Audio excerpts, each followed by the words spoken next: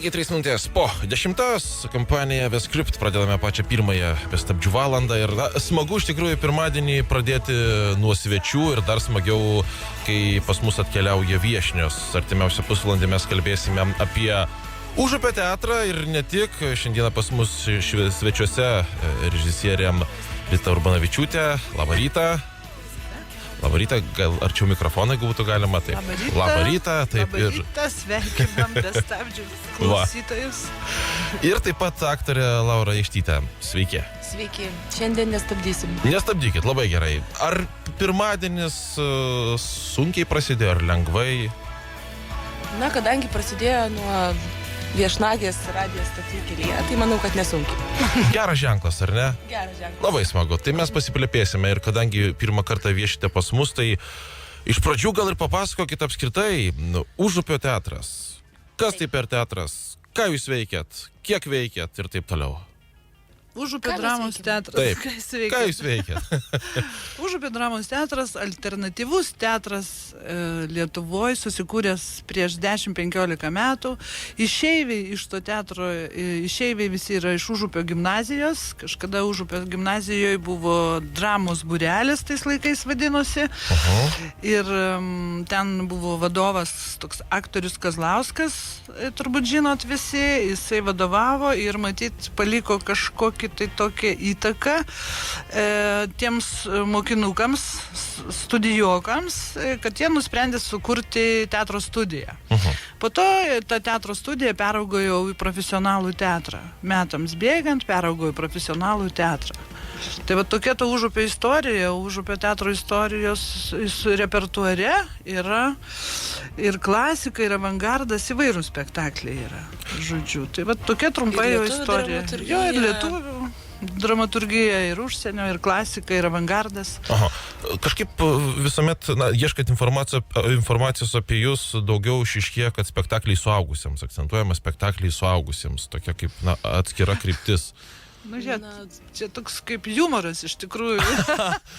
Žodžiu. Tai kas kaip supranta, ar ne? Jo, kaip kas supranta, spektakliai suaugusiems. Tai reiškia, mes nerašom, kad ne nuo N18, reiškia. Bet jau, nes suaugi gali būti ir nuo 16, ir nuo 25, ir nuo 40 tik suaugti.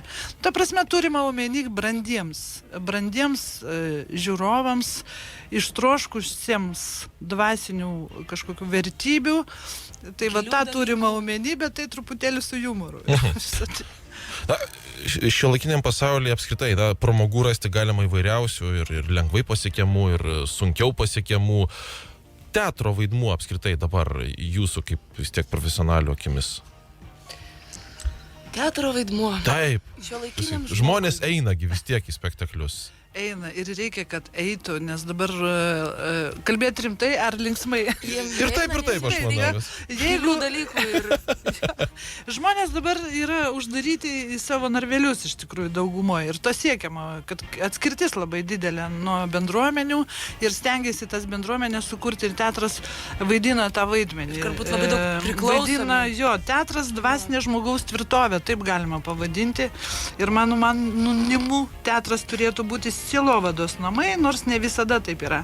Siela gali būti mirtinga, todėl ją reikia nuolat puoselėti ir saugoti. Auginti. Taip, juk žiūrovas visada yra daugiau ar mažiau mąstantis ir jaučiantis. Tik teatre drąsiai atskleidžiami tikri jausmai. Teatras tikrų jausmų vieta yra, taip, ir man atrodo, kad teatras labai reikalingas. Supratau. Galim daryti išvadą, kad teatras tai yra jausmai, pagrindinis dalykas. Taip, jausmai, mintis, ta prasme, tu ten gali būti laisvas. Vadinasi, galėjai žiūrėti filmą, tai pasisemti įspūdžių, gali nueiti į sporto klubą, sustiprinti raumenį, o į teatrą keliauji būtent praturtinti save jausmais. Taip. Arba atrasti, pavyzdžiui, savyje kažkokių jausmų, kurie buvo, pavyzdžiui, užgožti. Tai jau įmanoma. Taip. Galiu pasikeisti po vieno spektaklio.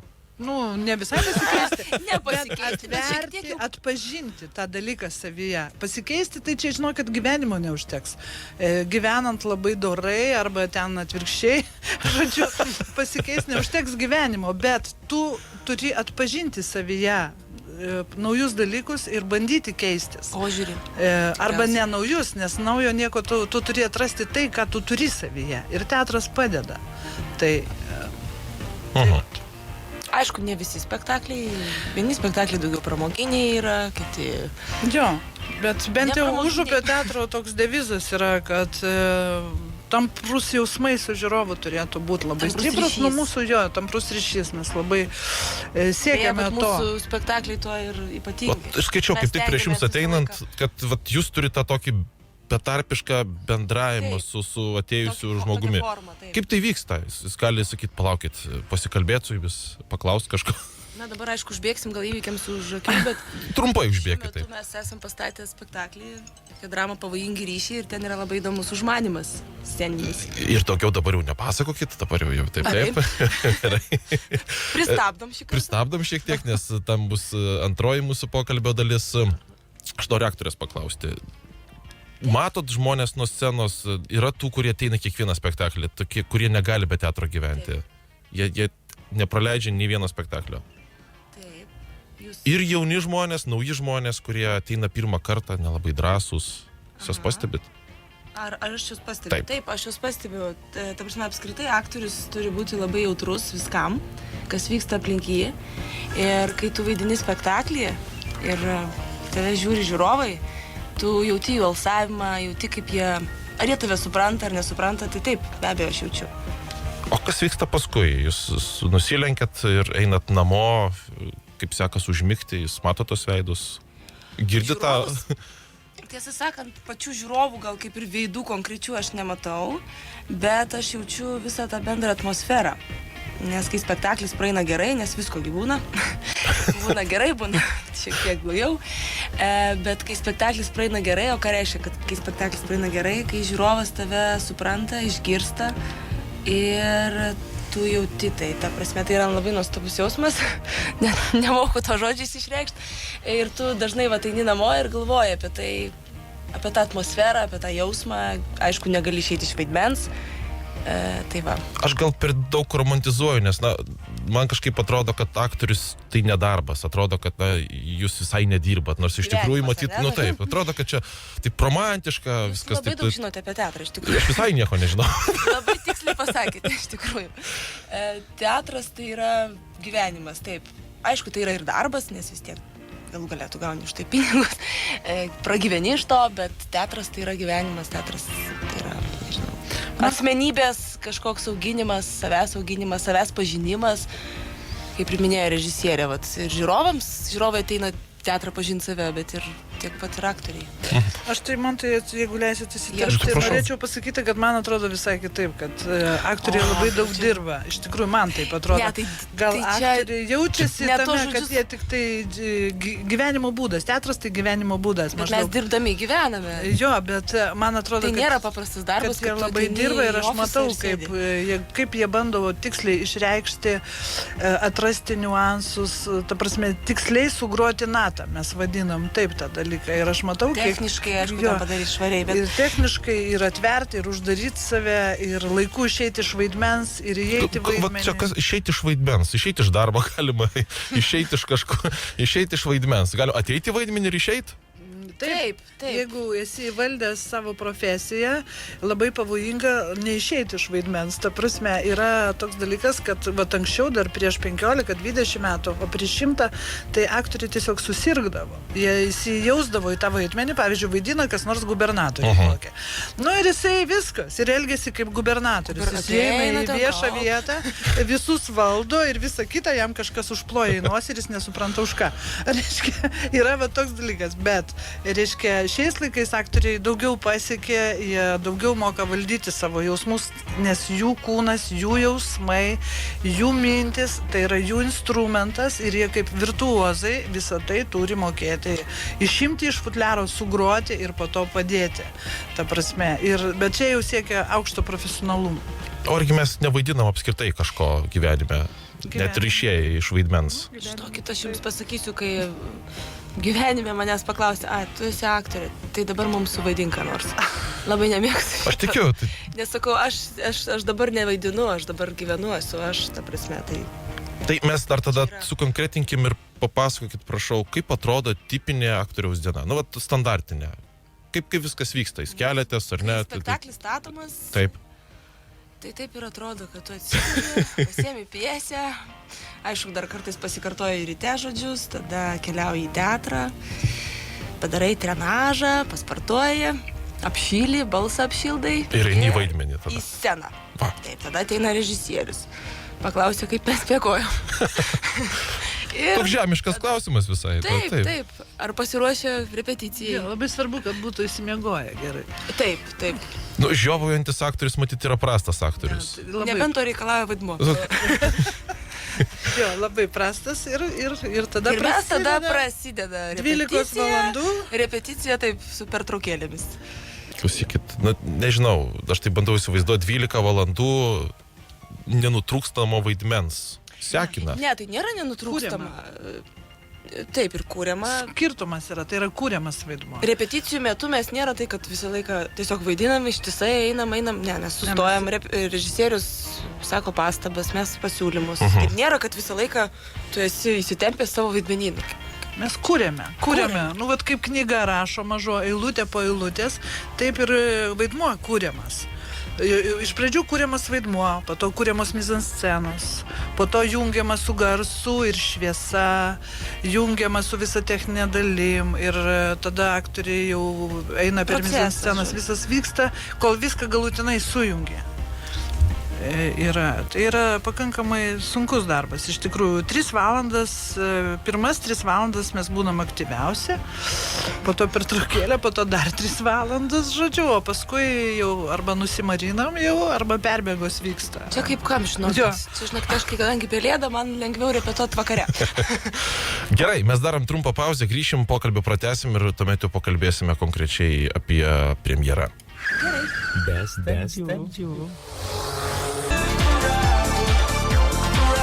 Mes čia taip bandom šiek tiek net ir muziką pritraukti prie teatro temos, legendiniai Alfa Vailai, Forever Young, neišsemiama tema ir apdainuota ne viename kūrinyje ir ne vienoje knygoje prašyta. Šiandieną pas mus vieši viešnios iš Užupio dramos teatro, režisierė Rita Urbonavičiūtė ir aktorė Laura Jakštytė. Mes tokią bendrą pradžią padarėme, aš įsiaiškinau keletą man rūpimų klausimų, dabar jau bandykime šiek tiek konkretizuoti. Kalbame apie premjerinį spektaklį, ar ne, Pavojingi ryšiai. Tai, mielos damos, dabar jau prašom ir papasakot, kas čia yra. Pavojingi ryšiai. Intriguojantis pavadinimas. Kai atsiveria jausmai. Ir iškart pavojus. Aš kažkaip... Bet intriguojantis pavojus. Nu taip. Visada, kas intriguoja, traukia. Reikėtų gal pradėti nuo pačios pradžios. Na, pakalbėti apskritai. Knyga juk ar ne yra labai skaitoma ir pagal tai čia viskas. Taip. Pagal Piero Kordelos Devaklos laiškus.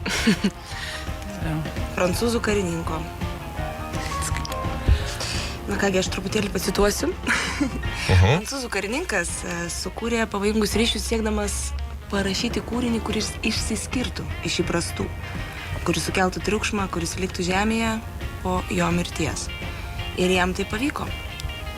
Taigi pirmą kartą 1782 metais 4 tomais išspausdinta knyga susilaukė žaibiškos sėkmės ir nuo tada įkvėpė daugybę polemikų, pjesių ir filmų. Ir paskutinysis kaip tik yra Mišelė Pfeiffer, Džonas Malkovičius ir Glenn Close. Tai va, šis filmas pelnė daugybę Oskarų, apdovanojimų. Na ir pirmą kartą Lietuvos scenoje šis kūrinys pasirodė mūsų teatre. Pasirodys. Iššūkis buvo, ar ne, imtis šito reikalo? Jo, labai didelis iššūkis iš tikrųjų, nes klasikinis, čia tokia pretenzija į klasikinio kūrinio išpildymą ir, kaip žinia, klasika reikalauja savo labai griežtų kanonų ir gero profesinio pasirengimo, ne tik tai režisieriaus, bet ir aktorių. Todėl reikėjo labai pagalvoti, ar galim mesti savo tokį iššūkį ir statyti tą spektaklį. Bet kažkaip fortūna buvo mums palanki, susirinko labai puikiai komanda, Ir viena iš priežasčių, iš tikrųjų, kuri pastumėjo, tai tikrai labai aukšto lygio aktoriai ir norėčiau paminėti pagrindinio vaidmens atlikėją, talentingą aktorę Margaritą Žiemėlytę, kuri virtuoziškai įvaldžiusi meistriškumą aktorinį, jinai gali net nugarą į žiūrovus vaidinti. Aha. Ir jos klauso. Buvo abejonė, visi sako, kad ne, turbūt nepavyks. Sakau, rizikuojam, pavyks. Ir pavyko. Kaip tik eteryje kalbėjome, kad aktorius pats nemėgsta girtis, reikia, kad jį pagirtų, tai gal režisierė savo kolegę pagirs vis tiek va. Čia neįmanoma nepagirti, čia net nepagirimas, čia yra Faktas. Faktas ir jinai tiesiog kiekvieną kartą mus stebindavo ir per spektaklį jinai buvo generalinė peržiūra su žiūrovais. Mes turėjom patikrinti, ar yra atsakas žiūrovo, ar kaip žiūrovas vertina, nes pjesė pakankamai ilga, spektaklis 2,5 valandos. Ir dialogai pakankamai sudėtingi, kadangi kada Lakra parašė 1741 metais, reiškia, parašė tą kūrinį ir ta kalba yra pakankamai sudėtinga, tokia rafinuota ir galvojam šiuolaikiniam žiūrovui, kur viskas užguglinta ir viskas trumpinama į KŠB ir supranta per šifrų kalbą. Kaip jie ištvers. Kaip jie ištvers ir kaip jie atlaikys tą visą dalyką. Bet? Ir dėka ir tos aktorės ir kitų aktorių, kurie tikrai valdė tą kalbėjimo manierą, jinai aukšto pilotažo reikėjo, kad jie suvaldytų ir įtikintų žiūrovą. Žodžiu, įtikintų jį ir kad jis girdėtų potekstės, girdėtų mintis ir kažkaip pavyko dėka aktorių iš tikrųjų. Šiek tiek ieškojau informacijos prieš jums ateinant ir radau, jog kostiumai bus nerealūs. Nes epocha ta, kuomet buvo katų. Taip, epocha, barokas, rokokas ėjo jau į pabaigą, kostiumų, taip, ir vienas iš momentų, kuris irgi įkvėpė, tai buvo spektaklio kostiumų kolekcija bus pristatyta. Bet jinai ne šiaip savo bus ant aktorių, tie kostiumai, jie papildo tekstą, iš tikrųjų, jie atspindi metų laikus, kostiumai, nes ateina ansambliai kostiumų, kadangi veiksmas vyksta 4 mėnesius nuo rugpjūčio iki naujųjų metų, vyksta tos 4 mėnesius, tai kostiumai ir atspindi tos metų laikus. Pabaiga vasaros, rudens pradžia, vėlinės, paskui žiema ir tie kostiumai turi savo potekstės. Jie ne vien dėl kolekcijos, bet jie dar neša mintį. Žodžiu. Tai ir kostiumai suvaidina didelį vaidmenį. Ir pagal personažus mūsųgi. Jo. Charakterius. Atitinka spalvos, turi savo simbolinę prasmę ir taip toliau, žodžiu. Ar su laiminga pabaiga šis spektaklis? Kaip kam matyt? Jo, labai geras jūsų pasakymas, kaip kam. Kaip kam, bet esmė yra labai daug bendrų dalykų su mūsų laikais iš tikrųjų yra, kad chaosas valdo pasaulį, pabaiga yra tokia. Ir pabaiga yra bet kokiu atveju gera.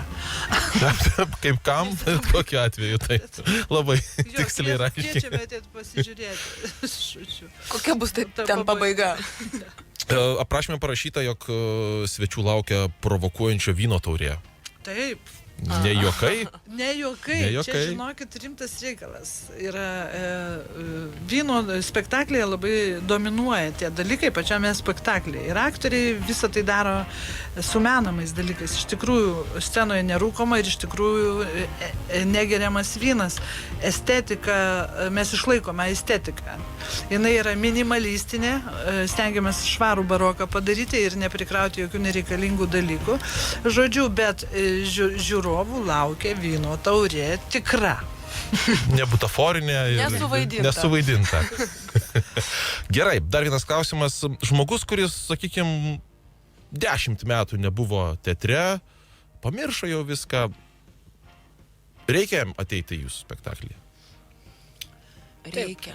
Jis gali gal įsigast labai. Ne, būtina. Matote, jame yra sintezė to barokinio teatro, baroko rokoko laikmečio teatro ir šiuolaikinės erdvės ir pojūčių ir šiuolaikinio amžiaus žmogaus poreikių. Padaryta tokia sintezė yra ir aš manau, kad netgi tam žmogui, kuris dirba prie kompiuterio 10 metų užsidaręs kambarėlėje, jisai pamatytų visai kitą pasaulį. Tuo prasme ir jisai atvertų galbūt savo naujus dalykus. Tai kad būtina net pačiam tam kompiuteristui, kuris sako, tas teatras mane veža. Kaip jūs ir minėjot pradžioje. Programos maždaug. Mes kviečiame jas. Kiekvienas turi sielą. Kaip jūs jau minėjote, reikia auginti tai. Prasiturtinti jausmais, kaip sakėte, taip, pasiturtinti jausmais. Taip. 27 diena, ar ne? Ypatinga. Ypatinga. 6:30 vakare. Taip. Dar ypatingiau. Po visų darbų. Po visų stresų darbuose. Kviečiame ateiti su jausmais. Nusiteikti filosofiškai, psichologiškai, šventiškai, visai kaip tik tai norite, o mes su Užupio teatro trupe ir su pavojingais ryšiais lauksime. Daugiau informacijos matyti reikėtų jūsų internetinėme puslapyje ieškotis, ar ne? Ar Facebook'e padraugaut? Taip, labai kviestume padraugauti. Kviečiam visus draugauti. Jo, ir daugiau informacijos tikrai yra ten. Aprašai, nuotraukos, generalinės peržiūros yra, kaip visą tai atrodo. Na va. Ir pabaigai, kaip ir visų svečių, aš prašau linkėjimą mūsų klausytojams. Linkėjimas klausytojams. Taip. Sunku. Tiek norim palinkėti, tiek norim palinkėti. Norėtume palinkėti taip, kad žiūrovai ir klausytojai kelyje ir teatro žiūrovai ieškotų savo dvasinės misijos. Žodžiu, galbūt per sudėtingai įsireiškiau, aukštesnių jėgų ieškotų, įprasmintų save visatoje kažkaip tai, nes tai labai svarbu. Linkiu, kad žmogus būdamas teatre ir radijoje eitų į dialogą su savo siela. Žodžiu, ir protu. Ir galėtų save atpažinti. Atpažinti save. Tai labai svarbu. Taip. O ko Laura palinkėtų? Aš palinkėčiau, čia gal nuskambės taip labai drąsiai, bet kviečiu ateiti į spektaklį. Išdrįskit ateiti. Labai noriu sulaukti daug žiūrovų, o aktoriui labai svarbu žiūrovas. Kuo daugiau žiūrovų, tuo daugiau jam yra tų pačių jausmų. Satisfakcijos, taip, vaidinti ir perteikti. Ačiū, kad atkeliavot. Ačiū, kad pakvietėt. Iki kitų kartų. Iki, susitiksim kelyje.